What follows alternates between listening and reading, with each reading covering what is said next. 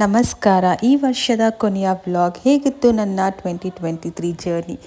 ಮಾರ್ಚ್ವರೆಗೂ ತುಂಬಾ ಖುಷಿಯಾಗಿತ್ತು, ತುಂಬಾ ಚೆನ್ನಾಗಿತ್ತು. ಆದರೆ ಮಾರ್ಚ್ ಆದಮೇಲೆ ತುಂಬಾ ಅಪ್ಸ್ ಆ್ಯಂಡ್ ಡೌನ್ಸ್. ಲೈಫಲ್ಲಿ ಕಲ್ತಿರೋ ಲೆಸನ್ಸ್ ಇಲ್ಲ. ಒಂದು ಜೀವ ಉಳಿಸ್ಕೊಳ್ಳೋದಕ್ಕೆ ನಾನು ನನ್ನ ಮಗು ಪಟ್ಟಿರೋ ಕಷ್ಟ ಇಲ್ಲ.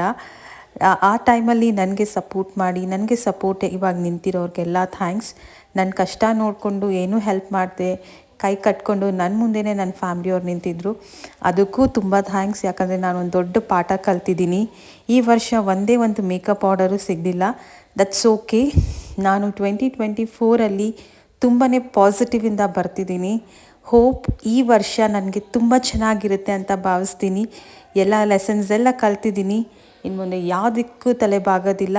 2024ಗೆ ನಾನು ಚಿಯರ್ ಅಪ್ ಮಾಡ್ತಾ ವೆಲ್ಕಮ್ ಮಾಡ್ತಾ ಇದ್ದೀನಿ. 2023 good bye. Thank you for the lessons.